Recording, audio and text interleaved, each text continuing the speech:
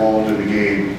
Our next inductee not only had 542 career assists, she scored more than 1,400 points, more than 560 rebounds, and just to show she had an ornery side, 354 career steals.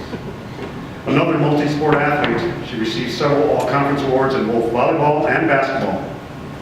But how many baseball players can say they reached base every time they went to the plate?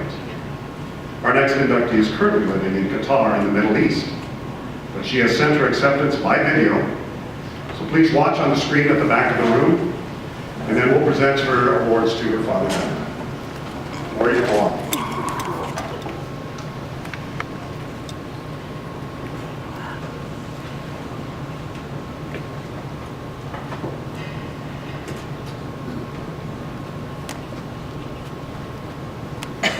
Greetings from Doha, Qatar. I'm sorry I am unable to be with you for tonight's induction ceremony. I'm halfway around the world in the desert heat of 90 degrees trying to stay cool. I wish I could be back in Minnesota with you all, enjoying the beautiful autumn weather. I'm proud to say that my father will be accepting the honor in my place. It's an incredible honor to have been selected as a member of the 2017-18 class that is being inducted into the Pipestone Jasper Hall of Fame.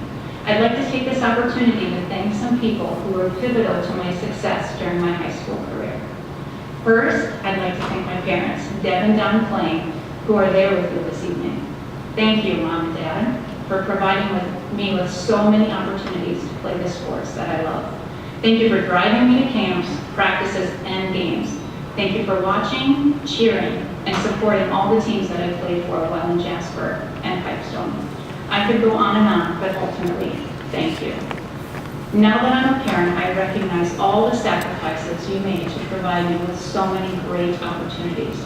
For that, I will never be able to repay you, but I'm truly grateful, and I love you dearly. Second, I'd like to thank the coaches I had during my high school career. Thank you to my earliest coach, my father, who helped me to adjust my crappy attitude at a young age, and who gave me the keys to access the gym whenever I wanted to play. Thank you to my volleyball coaches, Mr. Bugan and Mr. Gillen, who made me a physically and mentally stronger player during our timed miles and our two-a-day practices in the freshly waxed, non-air-conditioned gym in the dog days of summer. Thank you to Mr. Feathers, my basketball coach in Jasper, for taking a chance on me and allowing a young 8th grader to play on the varsity basketball team. Thanks also for designing all of those quick hitters that allowed me to score some easy buckets. Thank you to Mr. Leslie, my basketball coach while Pipestone and Jasper combined, for challenging me to play different roles to help make our team better. Thank you to all of my coaches in Pipestone and Jasper for believing in me, for challenging me, for teaching me, and for maintaining high expectations of me. I hope that I am as inspirational and motivational to the young girls I coach as you were to me. Third, I'd like to thank all of my teammates I played with during my time in Jasper and Pipestone. They were the ones who passed me the ball so I could make a bucket. They were the ones who bumped or passed or set the ball so I could spike it down. They played defense against me and made me a better player in practice. They were there to celebrate with me after the big wins, and they cried with me after the devastating losses. They are a big reason why I'm being honored here tonight. There is no I in team, and there's no I in Hall of Fame. So a huge thank you to my courtsider and Arrow teammates, wherever you are. Finally, I'd like to thank the Pipestone Jasper Hall of Fame Committee, along with whoever nominated me, for selecting me to be inducted tonight. I appreciate all of the time and effort you have taken to make this a very special night for all of us. Athletics was and is a big part of my life and my family's life. I am thankful for all the time I spent as both a courtsider and an Arrow. Once again, I'm humbled and honored to be a member of the Pipestone Jasper Hall of Fame. Enjoy your evening, and thank you so much. Good night.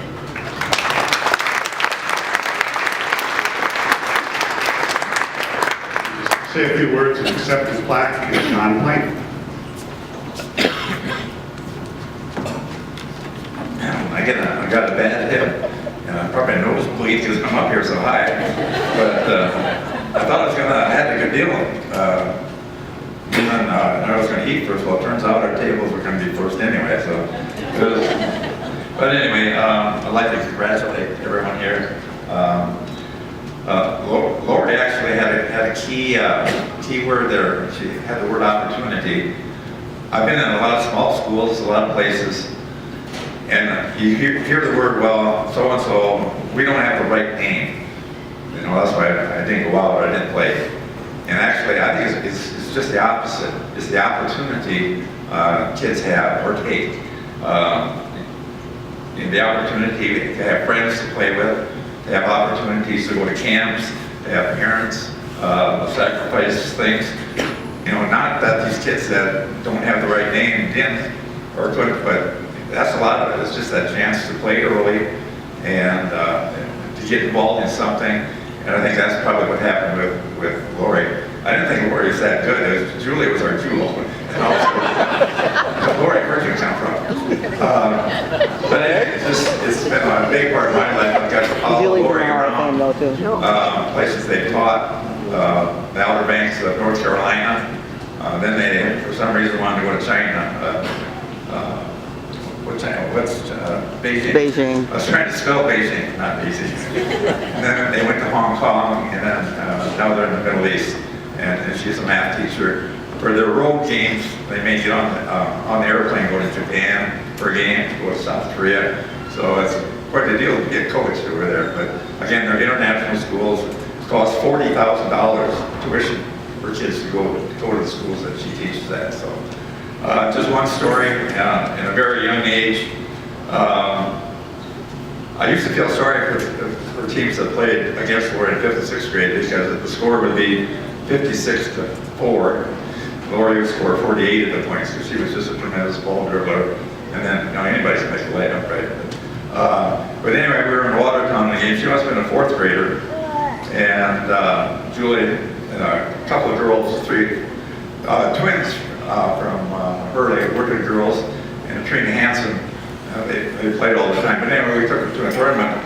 And I think I was probably overcoaching because I wanted to beat this team so bad, this coach they knew. And, but anyway, it was a close game. The ball somehow was rolling out of bounds, and Laurie kind of let it go.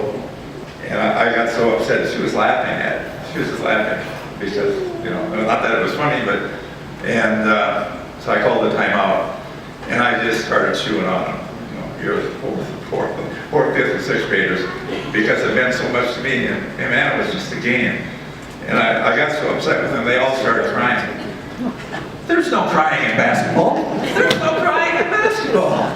But there was, and I think I learned something from that. Just step back, let them play, and have fun. But thank you so much. Laurie, I love you.